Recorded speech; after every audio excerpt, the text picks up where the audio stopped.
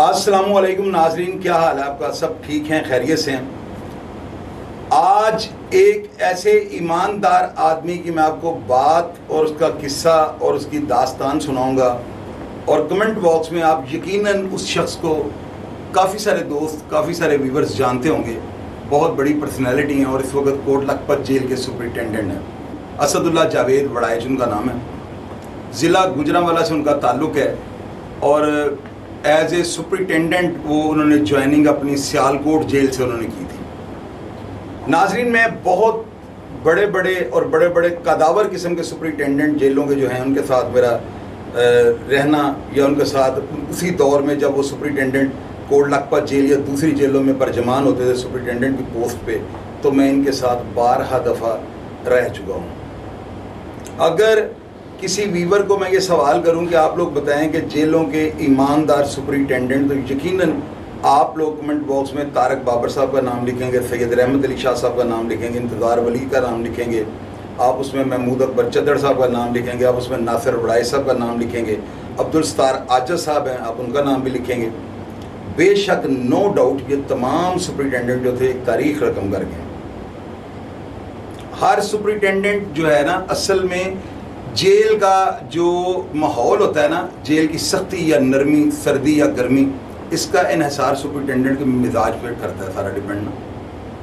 अब सुपरिटेंडेंट अगर सख्त है, सुपरिटेंडेंट अगर ईमानदार है, तो अगले ही दिन हमने जेलों में देखा है कि तमाम मुलाजमीन बेटाइमी नमाज़ें पढ़नी शुरू कर देते हैं कि किसी तरह जो CCTV कैमरा लगा हुआ है, सुपरिटेंडेंट हमें नमाज पढ़ता देखकर हमारी तरफ से ज़रा ना थोड़ी आंख बंद कर लेगी, ये तो बड़े ईमानदार है। अगर कोई करप्ट सुपरिटेंडेंट आ जाता है तो वही मुलाजमीन, आप यकीन करें, पैसे छीनने शुरू कर देते हैं। ये मैंने एक दफ़ा नहीं 12 दफ़ा देखा, लोगों से सुना, खुद से आजमाया और 12 दफ़ा भी आजमाया, तो मैंने यही नतीजा पाया जो मैं आपसे शेयर कर रहा हूँ। मैं आपको प्रोग्राम्स में बता चुका हूँ कि बाहर की पुलिस जो है ना बड़ी अच्छी है। वो एक ही दफ़ा पैसे लेते हैं और बाद में आपको सल्यूट भी पेश करते हैं। जो संतरी गेट पे खड़ा होता है, अगर आपका मुलाकाती उसको खाना पूछ लेता है या उसे प्यार से बोतल पूछ लेता है, तो वो बेचारा उस बोतल की एक प्यार से पी बोतल का मूल्य डाल देता है। अगर कोई अफसर ऊपर से आ जाए कि ये बंदा अंदर हवालात में क्या कर रहा है, तो वो फिर बेचारा संतरी बोतल के बदले भी आपका हक अदा कर देता है। लेकिन जेलों में इस तरह से नहीं है। मैंने अपनी आंखों से ऐसे नहीं देखा। सुपरिटेंडेंट अगर सख्त आ गया है तो उन्होंने अगले ही दिन जेल का मैनुअल ही चेंज कर दिया है, जेल का तौर तरीका ही बदल दिया है। जैसे यहाँ पे सारे जो है कोई बड़े आलम दीन जो है यहाँ पे बरजमान है, बैरकों में जो हेड वार्डन, जो चीफ चक्कर, जो अमदादी, जो फैक्ट्री के इंचार्ज और जो असिस्टेंट सुपरिटेंडेंट, जो अलग-अलग पोर्शंस डिपार्टमेंट के उनको हेड ऑफ द डिपार्टमेंट बनाया होता है, उसी दिन किबले दुरुस्त हो जाते हैं। अब नाजरीन, ये जो सुपरिटेंडेंट जिनके नाम मैंने आपको लिए, नो डाउट ये बहादुर भी थे, बड़े दिलेर भी थे और इन्होंने महकमा जेल खानाजात में एक तारीख रकम कर दी है। जब भी जेलों की तारीख का इतिहास लिखा जाएगा, ये तारीख जब लिखी जाएगी, तो इन सुपरिटेंडेंट जिनके नाम मैंने आपको बताए हैं, इनका नाम अंदराज किए बगैर ये इतिहास कंप्लीट नहीं होगा। ये मेरी बात आप याद रखिएगा। लेकिन अब नाज़रीन, मुझे ये बताएं, ये सुपरिटेंडेंट जो भी थे, ईमानदार थे, जो भी थे, मैंने आपको स्टार्ट में कहा कि ये प्रोग्राम असदुल्ला वड़ाइच जो सुपरिटेंडेंट कोट लखपत जेल तैनात है, ये प्रोग्राम इस वक्त सिर्फ मैं उन पर करने लगा हूँ। इसलिए कि हमारे माशरे में ये जो करप्शन का नासूर है, रिश्वत का जो नासूर है, जो गरीब और अमीर के फ़र्क का नासूर है, बहुत कम आला ओहदों पे फायज। आप ये देखें ना, आला ओहदा मैंने क्यों कह दिया, सुपरिटेंडेंट से ऊपर और बड़े बड़े ओहदे हैं। होम सेक्रेटरी हैं जिनको वो जवाब दे, उसके ऊपर चीफ सेक्रेटरी साहब हैं, और उसके बाद गवर्नर पंजाब, ये वफाक का अदारा है। ये जो गवर्नमेंट का जो वफाकी जो हुकूमत है ना, गवर्नर पंजाब, वो वफाकी होता है। और जेल का सब अच्छा, जब तक जेल का सुपरिटेंडेंट होम सेक्रेटरी को रिटर्न लिख के ये अपनी प्रोग्रेस डेली रिपोर्ट नहीं भेजेगा कि जेल में रोशनी का निज़ाम दुरुस्त है, तमाम असीरान ने रोटी ले ली है, लंगर ले लिया है, और तमाम असीरान हिफाजत से बाहिफाजत बंद हैं, और किसी भी बीमार को दवाई की कमी बेशी का जो है ना मामला हमने हल कर दिया। इसको जेल की ज़ुबान में सब अच्छा कहते हैं। इस डेली बनी हुई रिपोर्ट पे होम सेक्रेटरी, चीफ सेक्रेटरी और गवर्नर पंजाब तक के साइन होते हैं। अगर एक बंदा जेल के अंदर भूख हड़ताल कर दे तो जेल के सब अच्छे में ये रिपोर्ट ऊपर चीफ सेक्रेटरी से गवर्नर पंजाब तक जानी है कि आज पंजाब की फलां जेल में फलां नाम और वल्दियत का फलां केस का कैदी या हवालाती भूख हड़ताल में। आप अंदाजा लगाएं ये सिस्टम इतना सेंसिटिव है। अब नाज़रीन, मैं असदुल्लाह बड़ैच साहब, मैं एक 302 के झूठे मुकदमे में चलान हो गया, मुझे कोट लखपत जेल भेज दिया गया और मेरे जहन के ऊपर इस शख्स का, इस सुपरिटेंडेंट का बहुत ज़्यादा प्रेशर था।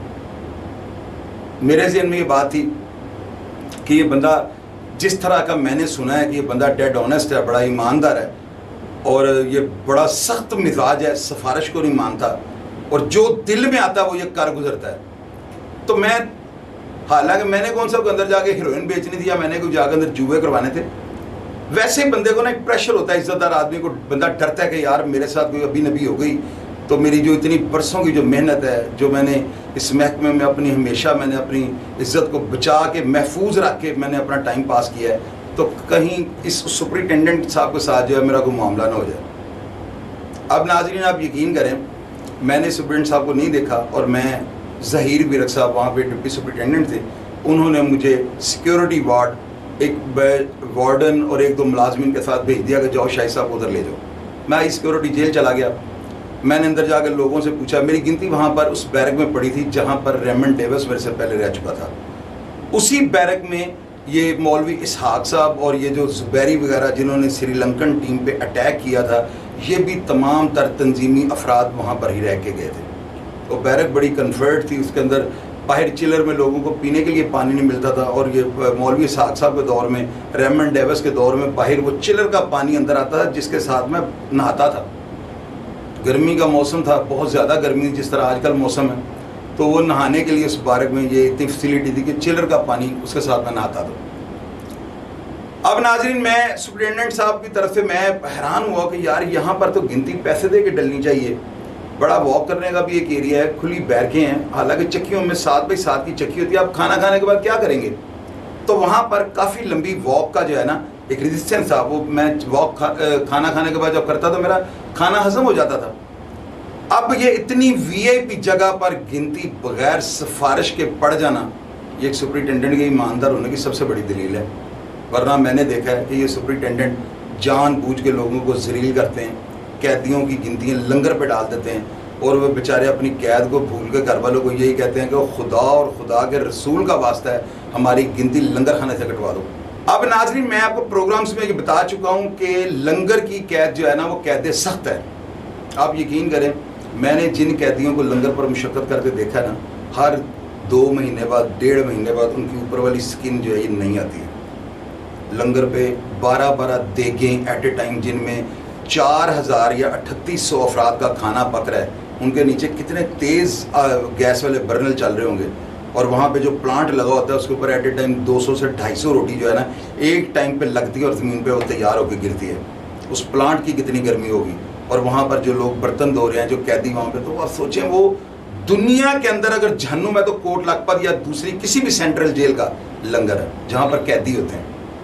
नाज़रीन, कैदी जो है ना वो इतना मजलूम है कि ये वाज़ेह लफ्ज़ों में कहीं ना कहीं लिखा हुआ है। ये एक जेन्युइन बात है जो मेरे तक पहुँची और मैं अंदर भी इस बात की तस्दीक की है। वो ये है कि कैदी को इतना मजलूम करार दिया गया है कि एक औरत जो पेशा करवाती है उसकी कमाई किसी पे जायज़ नहीं, लेकिन वह दुनिया में एक कैदी है जिसको अल्लाह ताला जिसे नापसंद करते हैं उसे मुकीद कर देते हैं, कैद कर देते हैं, और उस कैदी के ऊपर जो मुकीद हो जाता है, एक पेशावर औरत की कमाई भी उसके ऊपर जायज़ होती है। कैदी इतना मजलूम होता है और ऊपर से उसकी गिनती लंगर पैसों के लिए। अब नाज़रीन, आप देखें कि सुपरिटेंडेंट साहब का दौरा आया, दौरे के ऊपर जो मैंने इनको देखा, मेरे सामने वाली बैरक में अफ़गानी लोग थे जिनकी मुलाकात ही कोई नहीं थी। वो जेल के लंगर और अनाज पे पलने वाले लोग थे। मैंने इनके दौरे पे इनको देखा, इनको नोट किया, क्योंकि मैं इनसे पहले भी जो सुपरिटेंडेंट थे उनकी मुहरक़ात को दौरों पे नोट करता था कि इनका पब्लिक के साथ, लोगों के साथ, कैदियों के साथ रवैया क्या है। और उस चीज़ से मैं उनका ख़ानदानी और ना ख़ानदानी होने का जायज़ा लगाता था कि जो लोग कैदियों की तरह धुतकारते हैं तो ये किसी अच्छे घर के नहीं हो सकते। असदुल्लाह बड़ैच साहब ने दौरा किया है। इन्होंने दौरे पे तमाम गैर मुल्की जो अफ़गानी थे, दूसरे मुल्कों के थे, उनके पास खड़े होकर उनके एक एक बंदे की उनकी डिमांड, उनकी ख्वाहिश, उनको एक एक बंदे को बड़े प्यारे तरीके से उनको ट्रीट करना, उनसे पूछना। मेरी तरफ ये आए हैं, मेरा आके इन्होंने वॉशरूम अंदर गए हैं, जाके वॉशरूम, नाज़रीन सुपरिटेंडेंट बहुत बड़ी पोस्ट है, मैं आपको इसलिए कहता हूँ कि होम सेक्रेटरी देखें सुपरिटेंडेंट से बड़ा अफसर है। कभी आप सेक्रेटेरिएट गए हैं तो सेक्रेटेरिएट के अंदर होम सेक्रेटरी साहब जब एंटर होते हैं या चीफ सेक्रेटरी एंटर होते हैं तो आज तक आपने देखा है कि 2 पगों वाले घोड़े जिनके कद 6.5 फुट हों वो होम सेक्रेटरी या चीफ सेक्रेटरी साहब की गाड़ी का दरवाजा खोलें और साथ ही वो कहें परेड होशियार, ऐसे नहीं होता। ये प्रोटोकॉल सिर्फ जेल के सुपरिटेंडेंट का, हालांकि बहुत छोटा था वो, एक कुछ भी नहीं है वो, अगर देखा जाए चीफ सेक्रेटरी होम सेक्रेटरी के आगे उसकी क्या औकात है। लेकिन ये प्रोटोकॉल उसको इसलिए दिया जाता है कि जेल के अंदर तमाम असीरान जितने भी कैदी खतरनाक मुलजमान हैं वो उसका प्रोटोकॉल देख के उससे अंदाज़ा लगाएं कि ये खलाई मखलूक है, उसका प्रेशर जो है ना लोगों के सर पे रहे। अब नाज़रीन आप देखें कि असदुल्ला बड़ाई साहब जो है ना आए हैं, उन्होंने वॉशरूम तक चेक किए और चले गए हैं। मैंने कैदियों से और हवालातियों से पूछना शुरू कर दिया कि यार ये सुपरिटेंडेंट आसमान से उतरा है, तो किस तरह का बंदा है यार, जिन बंदों की मुलाकात ही कोई नहीं उनको भी 2-2 4-4 मिनट दे रहे हैं और दोहरा भी कोई नहीं मिस करते और सिविल कपड़ों में भी नहीं आते। नाज़रीन आप ये देखें, ये एक अनहोनी है, यानी कि इस बात को अपने लाइट नहीं लेना। मैंने असदुल्ला बड़ाई साहब के अलावा कोई एक सुपरिटेंडेंट ऐसा नहीं देखा जो बाकायदगी के साथ वर्दी पहन के दौरे करे। कैसी कमाल की बात आपको बता रहा हूं। मुझे कोई वीवर आके, कई दोस्त हैं मेरे जिन्होंने बेचारों ने जेलों में रहना पड़ा, जिन्होंने जेलों की मुसीबतों को काटा है, उनको बखूबी पता होगा जो बात मैं कर रहा हूँ रियलिटी ग्राउंड पे। असदुल्ला बड़ाई साहब अपने साथ फिरने वाले डिप्टी को जो दौरे पे उनके साथ साथ फिर रहा होता है और ये बारकों में परेड होशियार हो रहा होता है, किसी अफसर की जुर्रत नहीं कि असदुल्ला बड़ाई साहब के होते हुए वो सिविल कपड़ों में दौरा कर जाए। अब नाज़रीन ये तो बात थी। अब एक बात आपको ऐसी बताऊंगी या एक बात आपसे ऐसी शेयर करने लगा हूं जो आपको हिला के रख देगी। ये बात आप सुनने के बाद ना आप मुझे जो भी कहेंगे, लेकिन यार रियलिटी ग्राउंड को देख के कहिएगा ये बिल्कुल ऐसे ही है जो मैं आपको बताने लगा हूं। इस बंदे ने असदुल्ला जावेद बड़ाई जो है, इन्होंने सर क्या किया है, इन्होंने एक बंदे का इनको पता लगता है, खिजर वल्द नियामत उसका नाम था, 302 का कैदी था और उसको सजाए मौत होनी थी, उसमें 8 एक दिन रह गए थे। कैदी बताते हैं जो मुशक्ति होते हैं बैरकों के, जिन्होंने लंगर देना होता है कसूरी पैरों में आकर, जिन्होंने सफाई सुथराई का ध्यान रखना होता है, वही ये बातें जेल से, वो इस तरह मोबाइल तो नहीं कि बैरकों में हम तो वायरल ये चीज़ें इस तरह से होती हैं मुशक्तियों के जरिए। उन्होंने बताया कि उस बंदे का 60 लाख रुपए जुर्माना था। असदुल्ला बड़ाई साहब ने अपने दोस्तों को और अपने ज़राए को इस्तेमाल करके 60 लाख रुपए इकट्ठा किया, उसके मुद्दइयों को दे के उस कैदी को सजाए मौत के फट्टे पे जो लटकने वाला था तो 2-4 दिन के बाद उसको रिहाई दे दी। और इस तरह का एक नहीं, मेरे अंदाजे के मुताबिक 20 से 25 केसेस ऐसे हैं जिनकी मैं आपको गवाही दे सकता हूँ और यकीन से कह सकता हूँ कि 25-30 बंदे उन्होंने सजाए मौत के जो तख्तादार पर लटकने वाले हैं, फांसी का हुक्म नहीं हुआ, तख्तादार पर उन्होंने लटक जाना है 2-4 दिन तक। असदुल्ला बड़ाई साहब ने अपने सोर्स को इस्तेमाल करते हुए उन्होंने जो भी किया, अपने दोस्तों से उन्होंने पैसे लिए, किसी भी साहिब हैसियत लोगों से उन्होंने चंदा इकट्ठा किया और उस बंदे की उन्होंने जान छुड़ा दी। कितनी बड़ी, कितनी अजीबो गरीब बात सुना रहा हूँ। क्या ये महकमे की तरफ से उनके टिकट के ऊपर लिखा हुआ है कि वो लोगों के आगे दोस्तों के आगे भीख मांगे एक बंदे की जान बचाने के लिए या चंदा मांगे? ये एक इंसान जो है ना, मैं तो उनके बारे में ये कहता हूँ कि आप लेजेंड हैं। जिस तरह महकमा जेल खाना जात में गुलजार भट्ट लेजेंड है, उन्होंने एक अपनी पॉलिसी, ये वो सुपरिटेंडेंट हुए जिन्होंने मैनुअल को साइड पे रखा और उन्होंने अपने से मैनुअल बनाया है। कामयाब तरीन सुपरिटेंडेंट थे गुलजार भट्ट, वो रिटायर हो गए। मैं उनका अप्रिशिएट करता हूँ कि वो ज़बरदस्त यार, वो बंदे की वो इतना को नफ्सियात को समझते, कांट इमेजिन, आप सोच नहीं सकते। ये रियलिटी ग्राउंड पे बात है, सारी दुनिया को नीचे कमेंट बॉक्स में पढ़ लीजिएगा लोग क्या लिख रहे हैं। अब नाज़रीन असदुल्ला बड़ाई साहब जो है ना, इनकी खूबियाँ कुछ मैं आपको बताता हूँ। एक तो ये कि अमीर और गरीब, वो उनके पास ऐनक एक ही है, अमीर और गरीब को देखने वाली। बल्कि गरीब आदमी जो है ना, जिसका बोलने का लहजा बड़ा आजिज़ाना हो और नज़र आ रहा हो कि ये बंदा कैदी है और इसको एहसास है कि मैं कैदी हूँ, असदुल्ला बड़ाई साहब उससे मोहब्बत करने वाला इंसान है। नाज़रीन आप मुझे ये बताएं, आप अगर कहीं से पैसे इकट्ठे कर लें किसी नेक काम के लिए, हम तो छोटे होते वक्त जब पहाड़ियाँ बनाते थे ना, तो वो चंदे के पैसों से भी जाकर बाहर अय्याशी कर लेते थे। इंसान जो है ना गलती का पुतला होता है, लेकिन असदुल्ला बड़ाई साहब जो है ना, ये महकमा जेल खाना जात में एक लेजेंड किरदार है। मैं 2-3 दफ़ा मेरा इत्तफाक हुआ है और मैंने उनको जिस म्याना रवि के साथ, जिस मैंने बुर्दबारी के साथ कैदियों का नाज़रीन आप यकीन करें कि मुंडे खाने के बच्चे जो होते हैं ना, ये दुनिया में अगर कोई शैतानी वार्ड है ना दुनिया के अंदर, तो वो जेल का नंबर वार्ड होता है। हमारी ज़ुबान में उसको जनानखाना भी कहते हैं, क्योंकि वहाँ पर प्रॉपर्टी डेयरी होता है, किसी बंदे को वहाँ पर नहीं जाने देते। असदुल्ला बड़ाई साहब, वहाँ पर ज़्यादातर बच्चे जो है ना, ये इनके वालिदैन नहीं होते, बहुत ज़्यादा वो जो है ना मजलूमियत का शिकार होते हैं माशरे में, वो बड़े उनके साथ अजीबोगरीब जिनसी जराइम उनके साथ हुए होते हैं। तो ये असदुल्ला बड़ाई साहब ईद वाले दिन आए हैं, इन्होंने हमारे साथ मुंडा खाना था, नवंबर वार्ड जिसे कहते हैं, इन्होंने वहाँ पर आके 30 से 40 हज़ार रुपया, हज़ार रुपया उन बच्चों को अपनी जेब से ही दी। कमाल है कि नहीं? आप यकीन करें नाजरीन, असदुल्ला बड़ाई साहब ने ना, हमने सिर्फ ये सुना हुआ था, मैंने तो ये सुना हुआ था कि कभी कोई अंग्रेज़ के दौर में जब ये पाकिस्तान आज़ाद हुआ है और उस वक़्त की जो जेलें थी ना, वो इस तरह से मैनुअल के मुताबिक चलती थी। कभी ज़िंदगी में हमने नहीं देखा कि कोई असिस्टेंट सुपरिटेंडेंट रजिस्टर लेकर अपनी ड्यूटी कर रहा है और साथ वो मुलाजमीन की गैर हाज़िरी और उनकी रिपोर्टें लिख रहा है। ये रवायात महकमा जेल खाना जात में असदुल्ला बड़ाई साहब ने डाली। अब यकीन करें कि वो दिल को मोह लेने वाली पर्सनैलिटी के मालिक हैं, और पीछे से उनके वालिद साहब को रिटायर एसपी हैं और उनका एक भाई मजिस्ट्रेट है।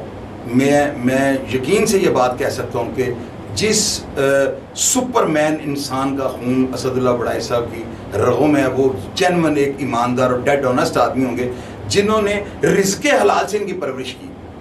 अब एक छोटा सा वाक़या आपको बताता हूँ। इनके वालिद साहब बाइक से आ गए, हाफिज़ इस्माइल नामी एक कांस्टेबल, उसकी बाहर बैरियल पे ड्यूटी थी। इनके वालिद साहब ने आकर कि मेरा नाम जावेद है, जावेद बड़ाई, और मैं असदुल्ला बड़ाई जो है उसका फ़ादर हूँ।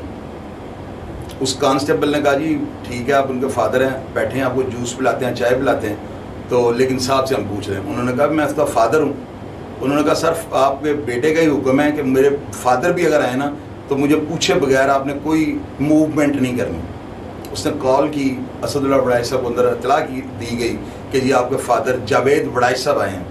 उन्होंने कहा जी मेरे फादर को अंदर लें, और जिस मुलाजिम ने रोका उसको भी अंदर लें। अब वो मुलाजिम, उसको पता था असदुल्ला बड़ाई साहब, वो बड़ा सीना तान के गया है। सुप्रीडेंट साहब ने उसे अंदर बुलाया और उससे कहा कि मेरे फादर को तुमने रोका? उसने कहा हाँ। तो सुना है कि उन्होंने उसे शाबाश दी थी कि जाओ यार मैं तुम्हें शाबाश देता हूँ, आइंदा भी ड्यूटी ऐसे ही करनी है। जो बंदा अपने फादर के साथ एक आम पब्लिक पर्सन समझ के मिल सकता है, तो वो किसी, मेरा नहीं ख्याल कि वो किसी के साथ ज़्यादती करेगा। आप यकीन करें कि ये वो दौर था कि मुलाजिम को पैसे देते हैं और मुलाजिम पैसे नहीं लेता। कभी ये सुना आपने कि आप पैसे दें और मुलाजिम आगे से ना लें? असदुल्ला बड़ाई साहब की एडमिनिस्ट्रेशन बड़ी ज़बरदस्त है। उनके पास अपने गिने चुने जो असिस्टेंट हैं, उनके पास अपने एतमाद वाला एक पूरा एक उनके पास ना एक टीम है। जो पहले वो कैंप जेल में थे, उन्होंने अपनी टीम यहाँ पे बुला ली। अभी वो कोट लखपत गए हैं, वहाँ पे उन्होंने असिस्टेंट सुप्रीडेंट थार नहीं वगैरह, सारा ग्रुप, वो नौजवान कि जिनको करप्शन का भी नहीं अभी पता, और वो असदुल्ला बड़ाई साहब की पटरी पे चढ़ गए हैं। अल्लाह ताला उनका भी भविष्य, उनका भी आने वाला जो वक्त है वो अच्छा करे। मेरी दुआ है जी, अगर कोई कमेंट बॉक्स में आगे एक व्यूवर भी कह देगा कि असदुल्ला बड़ाई साहब ने कभी एक धेले की, वो शहबाज शरीफ वाला धेला नहीं, जेन्युइन एक धेले की करप्शन की है, या उन्होंने किसी गरीब या अमीर का फर्क रखा है, या जो बातें मैंने आपको बताई हैं उनमें से एक बात भी गलत है, तो मेरे भाई आज तक किए हुए सारे प्रोग्राम ही गलत होंगे। एक तो आप लोगों को ये थोड़ा सा वायरस है, कुछ लोग, एक तबका है जो ये नीचे लिख देता है ये आजकल पुलिस के फेवर में, और भाई मैं पुलिस वालों के साथ दुश्मनियाँ डालूँ? मुझे ये बताएं, पागल हूँ मैं? मुझे अपने नॉर्मल समझा हुआ है? बात रियलिटी ग्राउंड पे करूंगा। अगर किसी को फेवर तो नहीं होगी तो मैं उसकी बात ही नहीं करूंगा, लेकिन जो करूंगा हकायक पे मबनी करूंगा। ये बात बिल्कुल अपने दिलो दिमाग से अब निकाल दें कि मैं कोई बात आपसे करूंगा और वो गलत होगी। जहां पे मैंने फेवर देनी है वो मैं बात ही नहीं करूंगा। मेरे ऊपर पाबंदी है, मैंने सब कुछ करना है, मैंने अपने दुनिया के मामलात भी देखने हैं। बच्चा तो मैं नहीं हूँ कि मैं जोश में इमोशनल होकर ऐसी बात भी मुंह से कर दूं जो गलत हो और मेरे रास्ते में कांटे पीछे जाएं। तो लिहाजा हकायक को आपके सामने रखना जो है ना मेरी जिम्मेदारी है। मैंने असदुल्ला बड़ाई साहब के बारे में आपको ये बताया है कि खुदा न खास्ता जिनके वारिस, जिनके कोई अपने चाहने वाले जेल के अंदर है और वो कोट लखपत जेल में है, तो मेरा ख्याल है कि आप मेरी इस राय के साथ इत्तेफाक करेंगे। असदुल्ला बड़ाई साहब के होते हुए किसी खातून को शेडो में नहीं छेड़ा जा सकता, किसी का सामान इधर से उधर नहीं हो सकता। एक एक टींडा, गोभी, टमाटर, एक एक सिगरेट वो लिखा होता है, और वैसी वो चीज़ जाके अंदर हम लोगों को वसूल होती है कि जी आप ये पेंसिल, ये रबड़, ये शॉर्पनर, एक चीज़ वहाँ से गायब नहीं हो सकती। तमाम लोग पैसे बैंक में जमा करवाते हैं, कोई बंदा कैश पैसे नहीं रख सकता कि करप्शन ना हो। और इसके लिए, इसके अलावा काफ़ी सारी चीज़ें ऐसी हैं जो जेल में उन्होंने बैन कर दी हैं, सिक्योरिटी पर्पस को ज़हन में रखते हुए, या जेल मैनुअल को एक बड़ा ज़बरदस्त जो है ना एक आइडिया उन्होंने दिया है, और वो सारी चीज़ें अंदर दीवार पे दर्ज हैं, और तमाम कैदी उसको पढ़ लेते हैं, उनको पता होता है कि ये चीज़ अंदर अलाउड है या ये चीज़ अलाउड नहीं है। इससे पहले ये काम किसी ने नहीं किए। मुझे कोई वीवर एक सुपरिटेंडेंट ऐसा बता दे, इंतज़ार वली, अब्दुल सत्तार आजज, नासिर वड़ैच, महमूद अकबर चद्दड़, रहमत अली शाह, कि कोई भी इनमें से एक सुपरिटेंडेंट आप मुझे बता दें जिसने एक कैदी को पैसे जमा करवा के उसका कसास दे के उसको रिहा करवाया। तो ये बहुत ज़्यादा खुश आइंद इक़दाम है। मैं उनके लिए दुआ गो रहता हूँ, और मैं 24 घंटे मैं कहीं पे भी अगर असद वड़ाई साहब का जिक्र होता है तो मैं इनकी तशखीर करता हूँ कि यार मुआशरे में आज भी ऐसे लोग हैं जिनको पैसे से कोई सरोकार नहीं, जिनको सिर्फ ये है कि लोग मेरे लिए दुआ करें और मेरे माँ बाप को एक अच्छे अल्फाज के साथ याद रखें। अगर मेरा प्रोग्राम आपको पसंद आया हो और मैंने जो बातें की हैं अगर आप उनको तस्लीम कर दें, कमेंट बॉक्स में आके मेरी हौसला अफजाई कर दीजिएगा। और असदुल्लाह वड़ाई साहब को अगर आपने कोई भी मैसेज देना हो, या अगर आपके पास उनकी कोई कमज़ोर बात है, तो कमेंट बॉक्स में आ जाएगा, वहाँ पे आपको उसका जवाब मिल जाएगा। अपना ख्याल रखिएगा। प्रोग्राम देखने के लिए दिल की गहराई से आपका शुक्रगुजार हूँ। पाकिस्तान जिंदाबाद।